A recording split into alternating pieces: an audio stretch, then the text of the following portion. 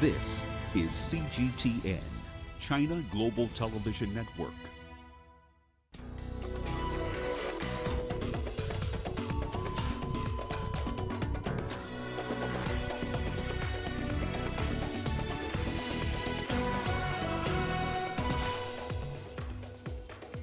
Counting hours before U.S. forces withdraw from Afghanistan completely, but security threats in Kabul heighten concerns.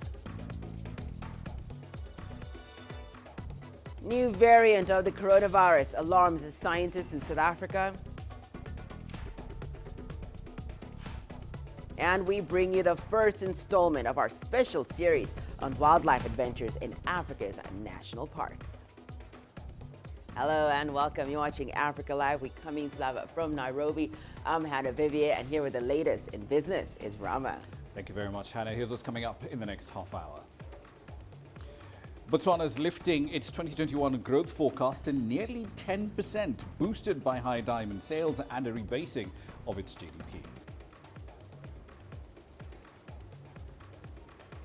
And Nigeria's currency is hitting a record low in the parallel market in the wake of a clampdown by the Central Bank of Nigeria. We'll have the details on the stories and lots more coming your way in the course of the hour. For now, let's start with the latest in current affairs with Hannah. Thank you, Rama. We'll see you then. We begin the hour in Afghanistan, where the Islamic State has claimed responsibility for a rocket attack on Kabul airport. Witnesses report seeing smoke rising from the airport as U.S. forces and their allies entered the final stage of their evacuation. A U.S. military official is reported to have said that the airport's missile defense system was activated to intercept the rockets, and no American military personnel were hurt. Meanwhile, the White House says operations at the airport have not been interrupted. Well, under fire, the U.S. is preparing for their final 24 hours in Afghanistan since President Biden's announcement in April. All U.S. nationals and civilian Afghans who worked for them will leave by the end of August. More attacks are expected as most other Western countries have completed their emergency flights from Afghanistan. A tense start to the US's penultimate day in Afghanistan. The Americans had warned more attacks were imminent. Just after daybreak, a salvo of rockets was fired near Kabul airport. Our house is here. We were sitting at home when we heard this terrible explosion, and I thought a rocket had hit somewhere. When I looked out of the gate, I saw rockets being fired at the airport from a car. It could have been retaliation for US drone strikes on Sunday night, which the Pentagon said killed 2 members of the IS-K jihadist group. The US is now investigating reports that as many as 10 civilians were killed in the strike, including children. This is the Koja Bokra neighborhood, and we live here. A rocket hit a house and 5 or 6 people died. I have nothing else to say. We are distraught. The Pentagon have now confirmed there was a second explosion.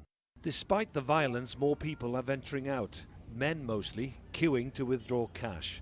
The Taliban have ordered banks to open, but also limit withdrawals to a maximum of $230 per person. Afghanistan's economy is fragile in the face of so much insecurity. I think young people are leaving now. If the Taliban and politicians come together, the youth would be willing to stay. But with what we see, young people won't stay in Kabul. There's bitterness towards the Afghan government who've decided to make a run for it, and the Americans. Food prices are rising and there are fewer jobs. We call on the Islamic government to announce the government as soon as possible. The situation is very bad. Everyone is confused and travelling to the border to leave the country. We're speechless, and I do not know what the future will be. The UK government has completed its emergency evacuations, but says it will work with the Taliban to an extent. They have made certain commitments about not taking out reprisals on individuals, about facilitating exit. Obviously, we are sceptical about those commitments, but we will continue working with them to an extent based on their conduct to try and facilitate that further evacuation and repatriation effort. The US withdrawal will end on Tuesday. The last flight from Afghanistan will carry its remaining soldiers home after 20 turbulent years. Yolo David, CGTN, London. Well, as most countries wrap up their evacuation efforts in Kabul, Afghan locals are still desperately trying to leave the country. We spoke with individuals waiting outside the Kazakh embassy in the hopes of obtaining visas to reunite with their relatives. We've been here for the past 3 days, but the embassy is closed. There are families here, including women and children, and it's been very difficult for them. I've been here for a week, but the embassy is closed for security reasons. Kazakhstan did not accept Afghan migrants before, but now it is allowing us to apply for visas if we have relatives there. So I'm trying to use this opportunity and leave. Well, Turkey's foreign minister says that his country cannot take the burden of a new wave of refugees from Afghanistan. The remark was made in a meeting with his German counterpart Heiko Maas in Antalya. The German foreign minister is touring Afghanistan's neighboring countries to discuss regional security. Turkey currently hosts the world's largest refugee population with 3.7 million Syrians and around 300,000 Afghans.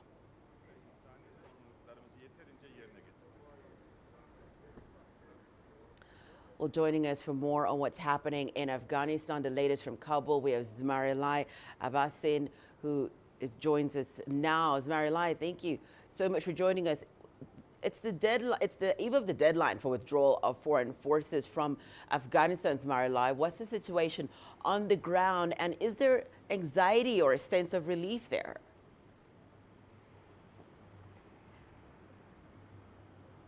Hello, Anna. The situation continues the same. The evacuation process tonight is very much expedited, and continuously there are planes over the sky of Kabul, and thousands of people, as I got information from several sources, are awaited to a final call and get reach to Kabul airport. And the Kabul airport is much secure. The crowds like it was before, and the chaos it is now prevented, and Taliban have 3 different checkpoints in every 4 or 5 routes leading to Kabul airport, and they are coordinated with the US side that no one could lead because of the threats of Daesh, and at the same time the crowds and all those who were eligible and they had the right to go finally according to the rules and those regulations that were put particularly by the US side. Now the planes are going on, and we got almost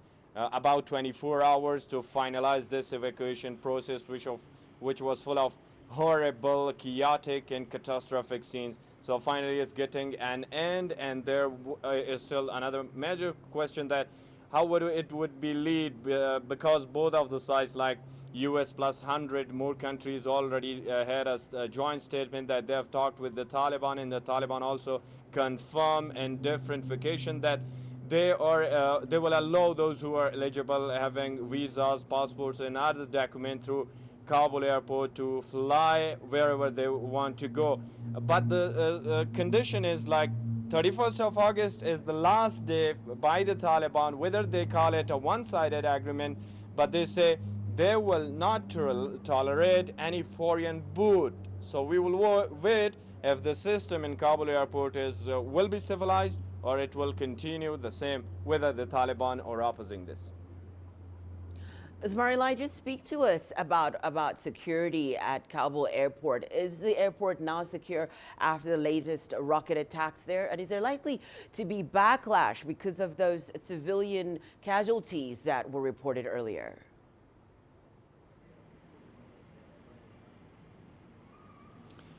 Well, Anna, the situation is very complex and critical, and the ISKP, a branch of the IS, is now a concern for all Afghans, for all sides, internationally, regionally, and same time, the Taliban say that there is no such threat as Daesh or ISKP, and the US is exaggerating it. One of its political office member, Abdul Haq Wathiq, just pointing to all those issues. But this is a threat, and we've been witnessing all these. Last very bloody attack, the suicide attack at Kabul airport, and the canal, and which killed almost 175 people and injured more than 200. Whether there are reports that there were shooting from the towers of the airport by the U.S. forces inside Kabul airport, but still, that was an alarming situation. Today, this morning, the Monday morning, there were several mortar and rocket shelling targeting Kabul airport, and the ISKP claimed responsibility for all this. Whether the U.S. was able to defend through the recently installed defense system at Kabul airport, which covered 9-kilometer area around Kabul area. So the airport. So these are the reasons, and the security situation the Taliban claim they will be able to tackle with any kind of group today. Khalilullah Haqqani, a very important leader and commander of the Taliban, particularly Haqqani network, has confirmed that the unity of Afghan people won't prevail those plans of the foreigners or any other group, not naming Daesh, but he said, we will defeat them together. Thank you so much for all that, Zmarilai Abbasin, speaking to us from Kabul in Afghanistan. Well, let's now bring in Nathan King, who is in Washington, for us, staying with that story. Nathan, thank you so much for joining us. Nathan, what more can you tell us about the sort of preparations that are being made before the pullout of U.S. troops from Afghanistan?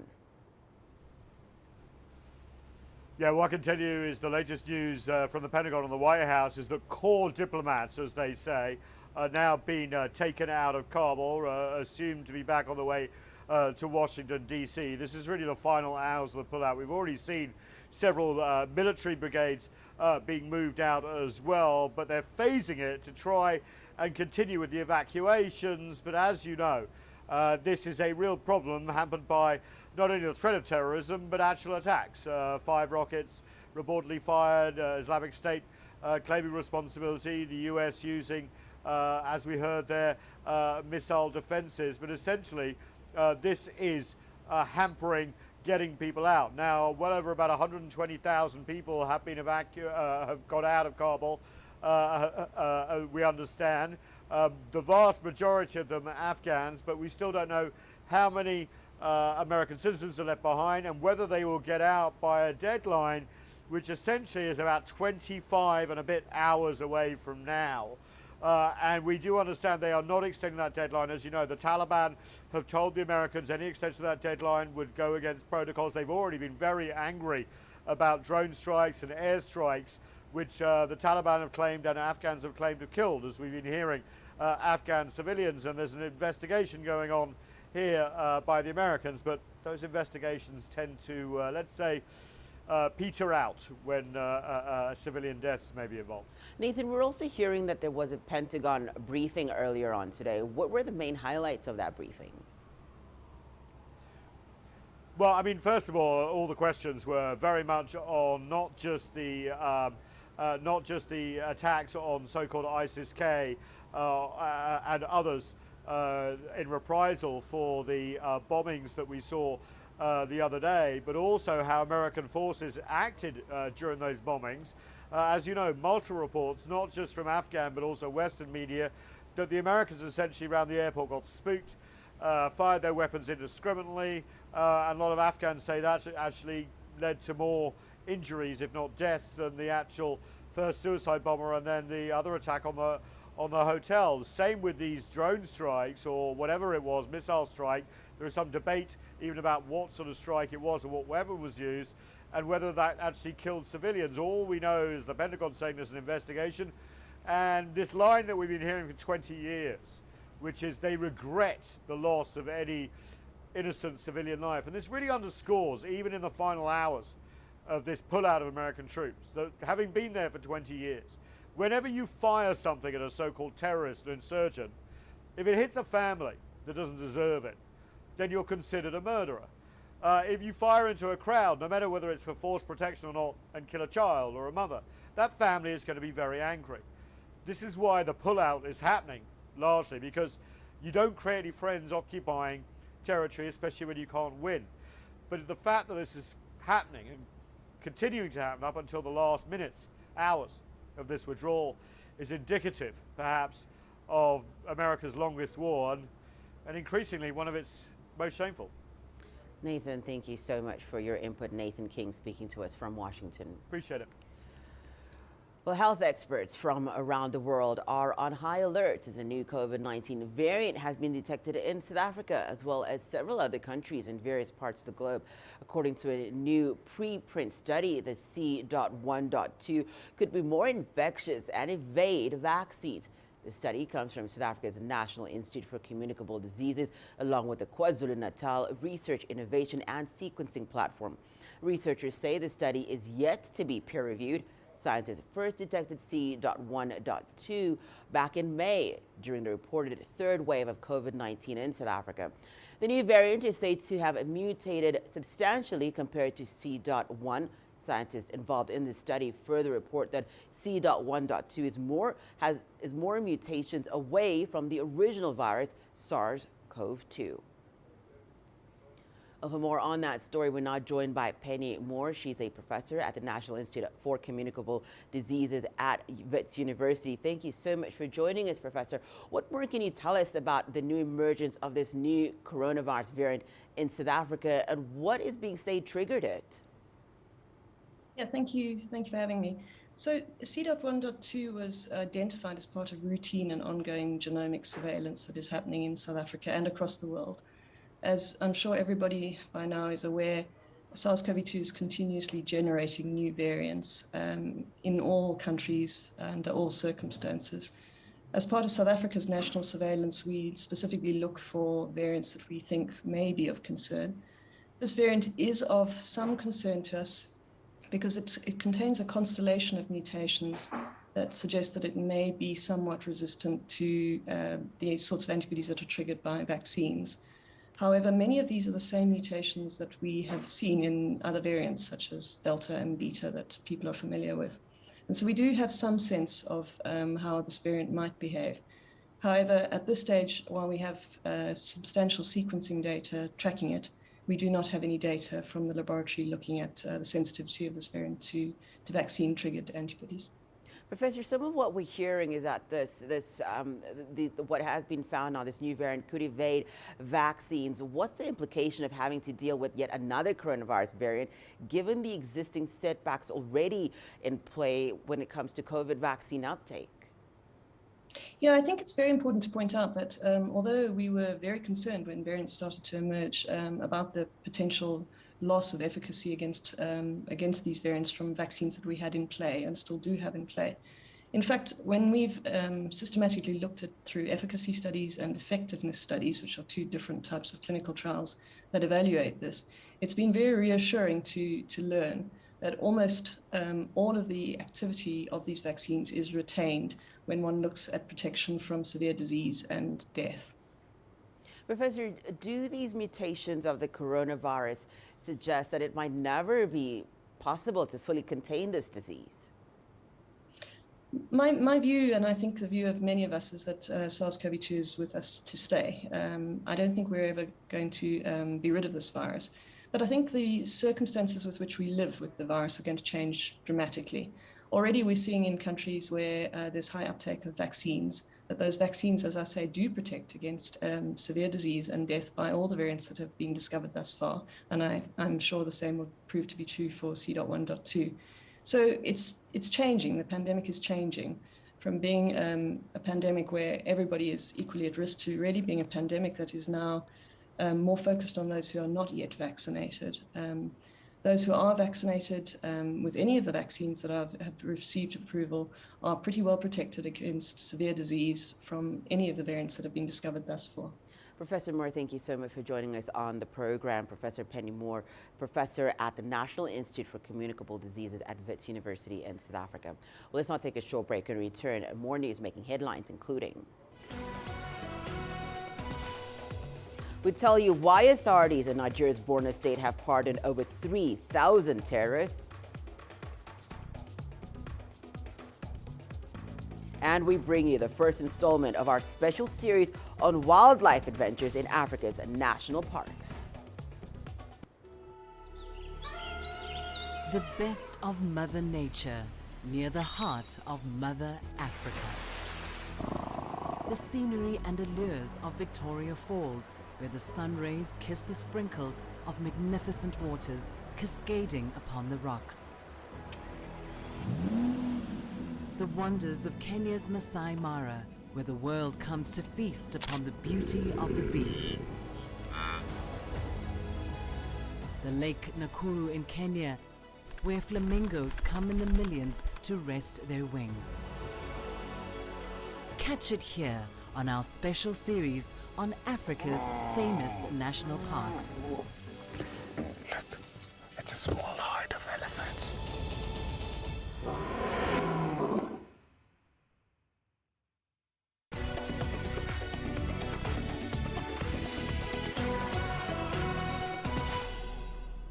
Welcome back. You're watching Africa Live. Well, let's go to Egypt now, where the latest meeting between Egyptian President Abdel Fattah el-Sisi and Qatari Emir Tamim bin Hamad Al Thani is expected to boost recent efforts to improve diplomatic ties between Cairo and Doha. The meeting, which was the first since the two countries severed ties back in 2017, took place on the sidelines of Iraq's Friendship Summit. With the details, here's Adel Mourouchi. Since Egypt and Qatar signed the Ola Reconciliation Accord in Saudi Arabia in January, the two nations have been gradually improving their ties. Kuwait hosted the first joint meeting in February, which drafted plans for the normalization of ties. By June, the foreign ministers had gone on official state visits where they extended invitations to the heads of states to visit their countries. The leaders of Egypt and Qatar have appeared to be reluctant to meet, until Iraq hosted their first meeting since 2012 during the Baghdad Conference for Cooperation and Partnership. We are eager to see the two leaders exchange visits, which could be an official declaration that tension has been dissolved. The Baghdad Conference may have broken the ice, providing a middle ground for both leaders to meet. It's an affirmation that the old historic ties will always be a foundation of the brotherly ties, no matter how differences of opinion could stand in the way.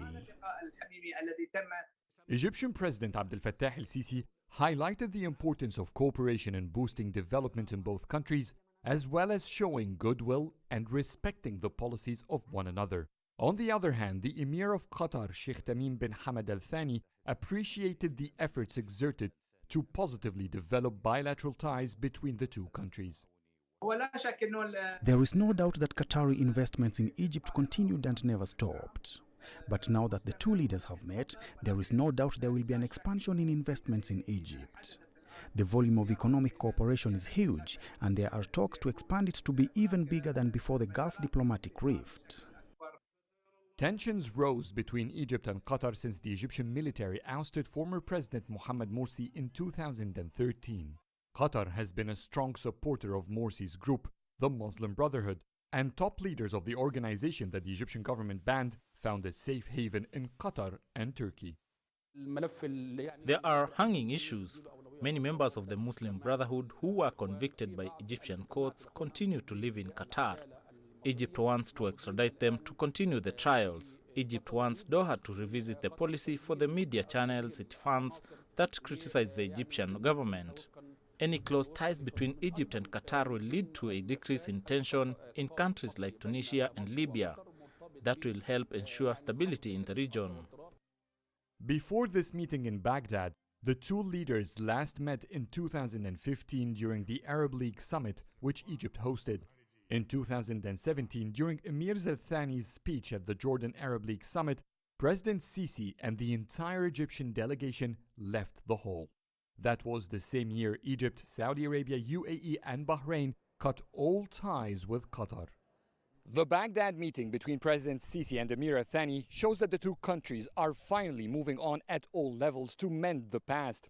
With 300,000 Egyptians working in Doha and billions of dollars worth of Qatari investments in Egypt, it is in everybody's favor that ties normalize. Adel Mahroui, CGTN, Cairo.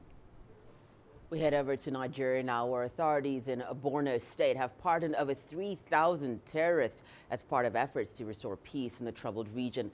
The country has been battling an insurgency for 12 years. The UN reports that more than 30,000 people have been killed in attacks, while more than 2 million people have been displaced. Reporting from Nigeria's capital, Abuja, here's Philly Haza.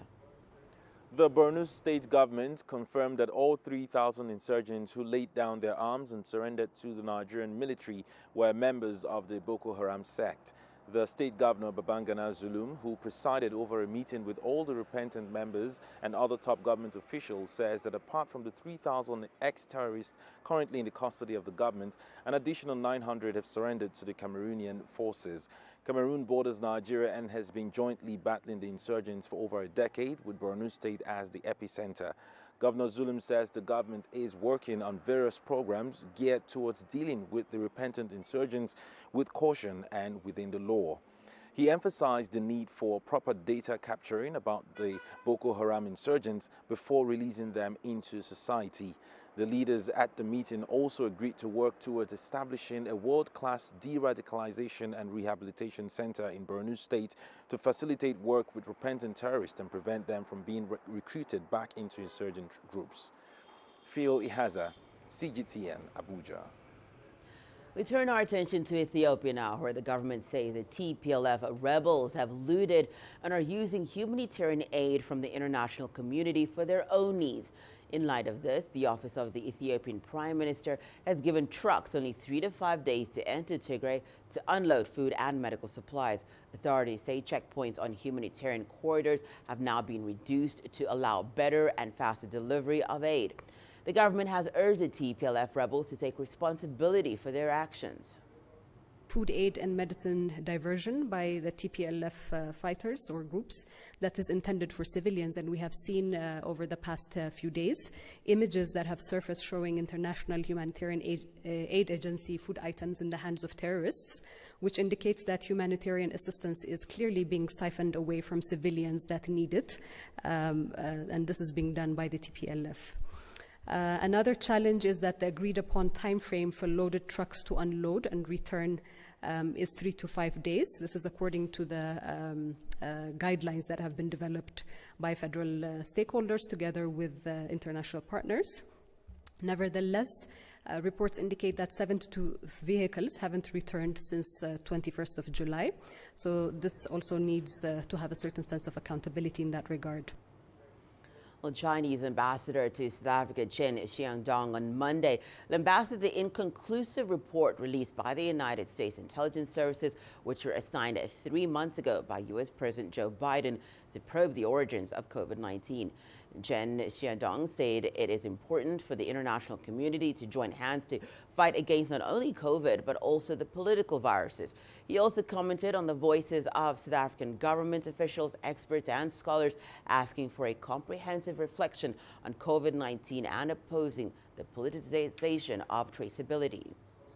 Recently, South Africa political parties, experts, and scholars and the various communities have been actively speaking out by issuing statements, giving interviews, and writing articles on this matter. The support is a strong voice against politicizing, stigmatizing, and ideologizing origin tracing.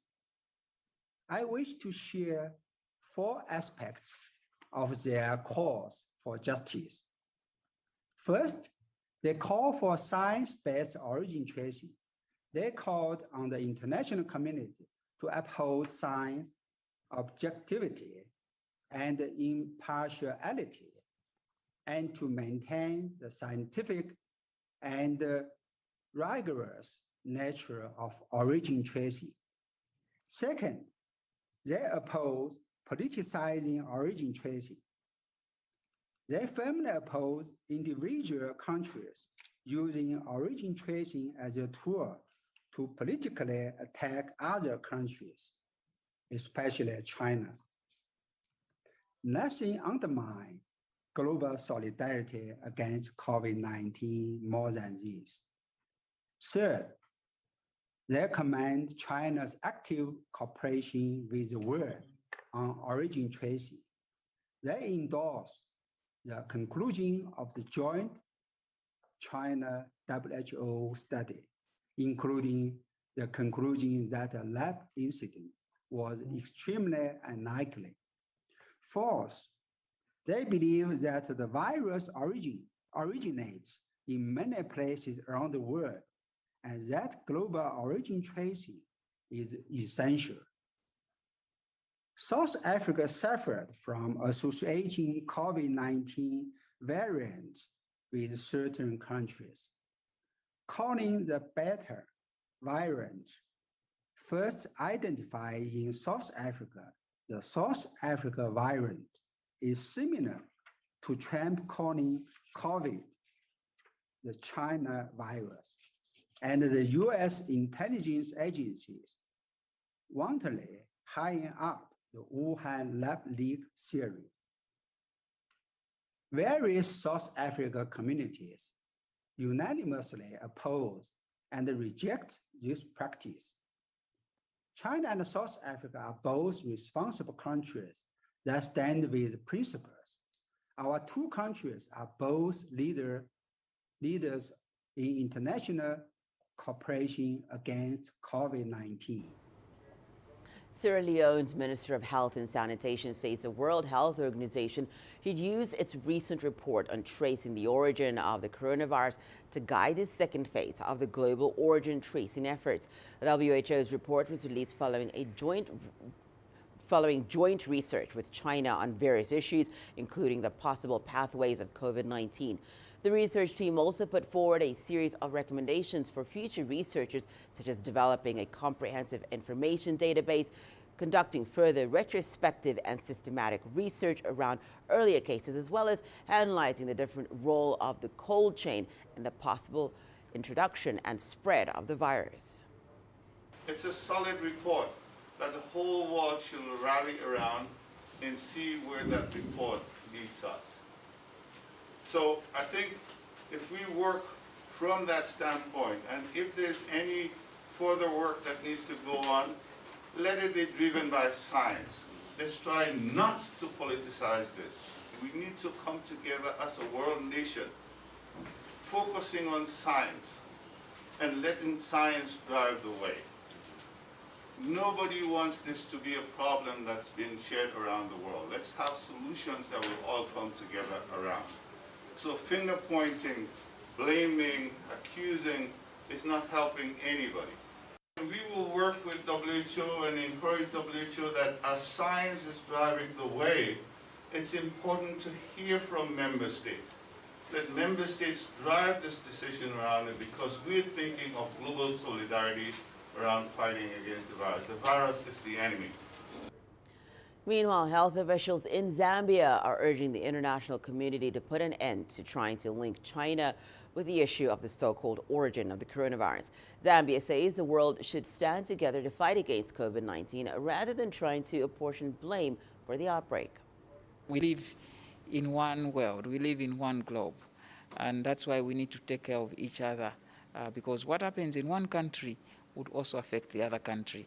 And it's not because this virus was first isolated in China and we need to stigmatize against our Chinese colleagues. No, that's not part of humanity.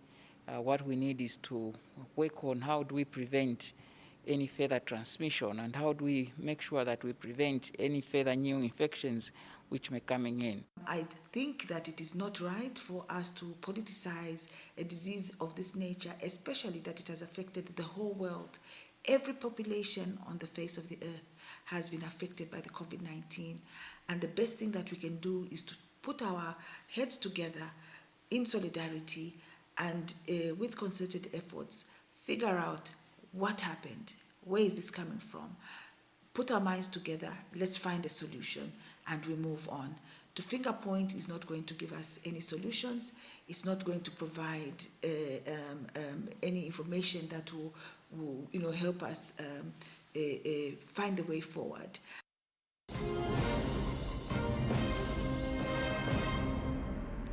Let's now recap on the hour's top stories. In Afghanistan, the Islamic State has claimed responsibility for a rocket attack on Kabul airport. Witnesses report seeing smoke rising from the airport as U.S. forces and their allies entered the final stage of their evacuation.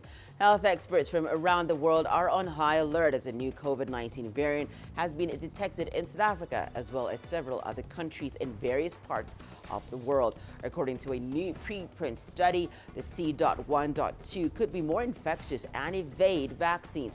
The study comes from South Africa's National Institute for Communicable Diseases, along with the KwaZulu-Natal Research, Innovation and Sequencing Platform. And the Ethiopian government says the TPLF rebels have looted and are using humanitarian aid from the international community for their own needs. In light of this, the office of the Ethiopian Prime Minister has given trucks only 3 to 5 days to enter Tigray to unload food and medical supplies. And those were the top stories for the hour. Let's now go to Rama for the latest in business. Thank you very much, Hannah. Here's what's coming up in business news. Botswana lifts its 2021 growth forecast to nearly 10%, helped in part by higher diamond sales and a recent rebasing of GDP.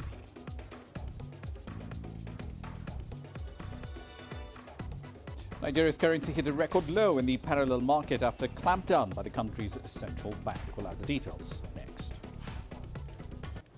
Business in Africa is at the crossroads, where opportunity meets innovation, where profitable new markets collide with global trends. From the sound of an African bell on a stock market's floor to the shout of the trader in a bustling free market. It's colorful, vibrant and exotic. CGTN stands at the gateway to Europe, Africa and the Middle East. From Morocco to South Africa, we talk to the deal makers and actors who fuel its engines of growth. Only on CGTN.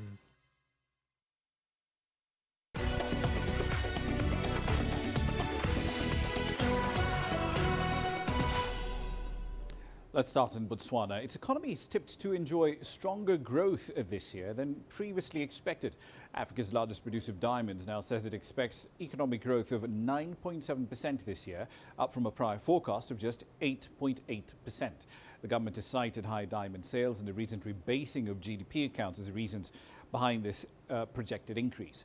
Botswana recently revised its accounts base year in July to 2016 from 2006. This comes as it aims to improve the accuracy of its measurement of economic growth. Due to the rebasing, last year's economic contraction, in fact, is now much deeper, at 8.5% compared to the original figure of 7.9% that was reported earlier.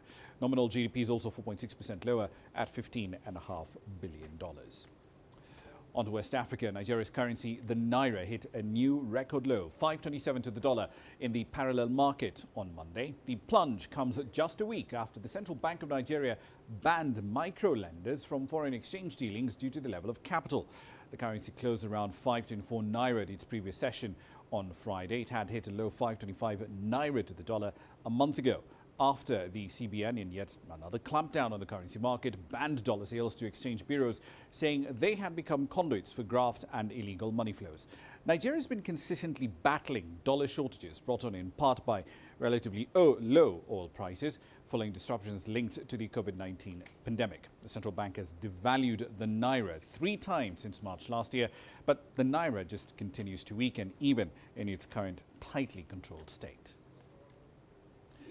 Away from the continent, El Salvador has started to install some 200 Bitcoin ATMs as part of an effort to adopt the currency as legal tender. Now, these ATMs will work alongside the government's cryptocurrency app, Chivo. Now, users who download the app will get $30 equivalent in Bitcoin, and they'll be able to convert that Bitcoin into US dollars. Transactions will be free of commissions as well. According to the country's president, Nayib Bukele, there will be at least 50 financial branches throughout the country to withdraw or deposit money. El Salvador is basically adopting Bitcoin, the authorities say, as a way of reaching out to the 70% of the country's citizens who do not have access to formal financial services. El Salvador's Bitcoin law takes effect on the 7th of September. That's certainly one to keep a very close eye on. On to China now. After-school education companies of there are eyeing the higher education and lifelong learning segment for growth, and they're looking to attract an older segment of people who want to learn a range of vocational skills or they just want to upskill themselves. Last year, the total lifelong education market in China was valued at around 464 billion yuan, roughly $25 billion. Out of that, 66.8 billion yuan came from online courses. China's lifelong education industry had 430 million users just last year, and is expected to hit 680 million users by 2023. In the first 6 months of this year, 38 financing deals were made for vocational education, amounting to more than 5 billion yuan of capital flowing into the sector. Most of those investments went into vocational skills training. Authorities in Beijing on Monday announced an unemployment rate target and other goals as part of the country's latest blueprint for employment generation. Sun Tianyuan brings us the highlights of that plan. China has pledged to create 55 million urban jobs by 2025 in its national employment blueprint. It has also set an unemployment rate of under 5.5% by that year. This figure now stands at 5.2% as of 2020. The 5-year plan says employment that focuses on improving skills, cultivating talent, and appropriate compensation is crucial to people's well-being and should remain a priority. Officials from China's macroeconomic planning agency pointed out what it called a major conflict in the structure of the job market, which it hopes to address with the blueprint. With the plan, we're expected to set the momentum to promote more high-quality employment in a systematic way. The 5-year plan aims to raise wages in sectors such as manufacturing, services, and agriculture to bridge the gap between urban and rural workers. It will also improve measures to promote entrepreneurship. We will strengthen policies to support startups and the building of incubators. We hope this will help create more jobs and flexible ways of employment. A stronger educational background is also the focus of the blueprint. Over the past years, the average years of education of workers has risen from 10.2 years to 10.8. Authorities want to bring this up to 11.3 years. Despite challenges such as the COVID-19 pandemic and an aging population, officials say this year's performance is stable and on schedule, and they're confident to meet the final goal by 2025 with measures specifically targeted at each problem. Sun Tianyuan, CGTN, Beijing. I'll leave it there for the time being, but I'll be back at the top of the hour. We'll be analysing plans when we come back of Nigeria's state-owned oil company to go public. It's reported its first profit in more than 4 decades of operation. Yes, the Petroleum Industry Act is now essentially in effect, but even if NNPC went public tomorrow, would you actually buy shares in it? We'll explore that and plenty more at the top of the hour. See you at 1800 GMT. For now, back to Hannah. Thank you so much for that, Rama. Well, let's now take a short break and return. More on Africa Live, including we bring you the first installment of our special series on wildlife adventures in Africa's national parks. The island nation of Mauritius is home to some of the most pristine maritime ecosystems in the world. In July 2020, disaster struck when the Japanese carrier ship Wakashio ran aground on the reef a mile from the coast. Over the following 2 weeks, NGOs mobilized foreign aid, but then the ship broke in two, spilling an estimated 1,000 tons of fuel oil into the pristine lagoon. Ça va prendre des années à revenir, donc parce que les dégâts là, pour nous, quand on regarde, quand on va en mer, c'est irréversible. Join us as we navigate the far-reaching ramifications, environmental, personal, and political.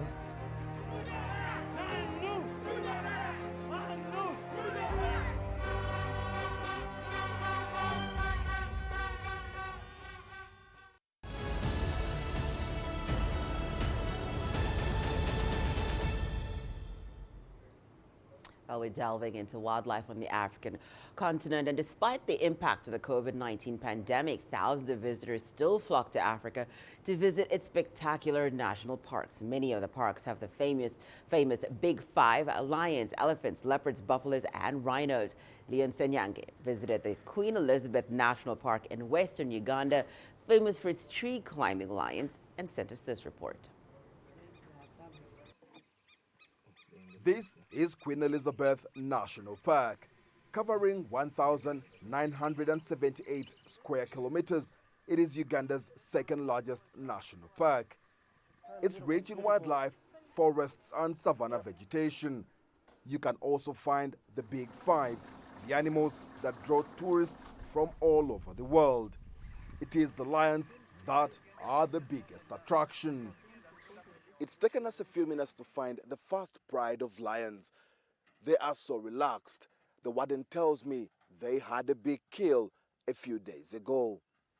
Mike is the territorial male here. Visitors watch him in awe. First time that I've seen any wildlife like this, so it's very important because this is the first time that I see anything like this. The park had closed its doors to tourists for many months in 2020 due to the COVID-19 pandemic, and that affected operations. But the easing of travel restrictions now has seen the number of visitors gradually improve. The tree-climbing lions are the ultimate thrill for the visitors. From the branches, they have a clear view of their prey. But it is not only the lions that love the trees, the leopards do too. Spotting one is a rarity. We were, however, lucky to catch this one. Tourism is one good thing. Everything, every day is a new encounter. Every day is a new day. Every day is a surprise. The park offered another surprise. This couple from Argentina touring on a motorbike. Javier Ramon says he has traveled like this for over 15 years. You have to be very careful with the animals, even the small one, but the most dangerous is the elephant because that's 6 tons, can do whatever they want even with the car. Think about the bike. Apart from the unique animal attractions, a ride on the freshwater body within the park is equally a worthwhile adventure. It takes 2 hours to cross through this long natural channel. The Kazinga Channel is one special place in this park. The channel joins 2 lakes, Lake George to the east and Lake Edward to the west. But on the shores are a variety of animals, the buffaloes, the crocodiles, the hippopotamus, and 612 bird species. The channel is also known as a birding paradise that makes it a must-visit destination for birders. Birds can be seen here throughout the year, but the collections get bigger when the migratory birds fly over during Europe's winter season. The season when the migrants have reached here, people are interested in what we call the Hughlin gulls. People are interested in the species like white-winged black terns. People are interested in the species like the crested cranes, which are the national birds.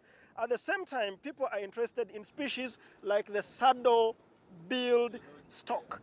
And interestingly enough, on some rare days, because we have got big swamps left and right of the channel, we, by luck, sight at shorebells. For the tourists, the Queen Elizabeth National Park offers a real feel of the wilderness and truly remains a medley of wonders. Leon Senyange, CGTN, Kasese, Western Uganda. Well, staying with our coverage on national parks, earlier we spoke with Amos Wekesa, CEO and founder of Great Lakes Safaris and Uganda Lodges. Here's some of what he shared with us. Well, one thing that we must appreciate is that Uganda has had less than 3,000 deaths so far in as far as COVID is concerned. If you compare this with other countries in the region or in the world, you'll find that the Ministry of Health has done a fantastic job in the controlling. A lot of awareness has been made. A lot of people are looking at safety measures taken very seriously. But beyond that, the tourism industry was one of the first groups of people to be vaccinated. I've been vaccinated. I've got my 2 jabs. All our tour guides have been vaccinated. All people working in our lodges have been vaccinated. People working on boats have been vaccinated. That gives first comfort to the tourists coming into the country. Of course, there are conditions that have been put up by the government of Uganda. If you're coming to Uganda, whether you have had 2 jabs or 1, you will need to have tested 72 hours before you arrive in Entebbe. And from Friday, you'll be able to do a rapid test before you head out to your national parks. But along the way, in every car, there are systems, the guides have already been given to follow while traveling across the country. Everybody must be masked up. Everywhere in the world, there's population growth, and we have wild animals conflicting with human beings. As a population grows, and we also should not forget that some of these protected areas are in areas of fertile land, they're in areas of minerals, they're in areas of timber, and the communities around these national parks are growing, and also that poses as a very big threat to the conservation of national parks, the conservation of forests, which act as attractions for the tourists that come to a country like Uganda. Now, this problem is not endemic to Uganda. It's a problem that is being faced across the world, and we're facing challenges of poaching sometimes. We're facing challenges of lumbering. But what is happening is that for Uganda, we had a cake regulations, we had a cake laws. You could, for example, go and kill a hippo, which is about $2,000 on the market, and you are fined about $20 in courts. But the government of Uganda in the last few years has put together a legislation that makes someone pay. Someone that is found killing a hippo will be able to go to prison for very many years, and that is helping in deterring the challenges that are existing. The other thing that is happening is that the communities are working with private business owners like ourselves. We're making sure that we work with them in terms of jobs, creating jobs, purchasing items from them for the lodges. We are making sure that the crafts that are made by women are sold in our lodges, and that gives them an opportunity to see that the value of the national park close to them brings to them.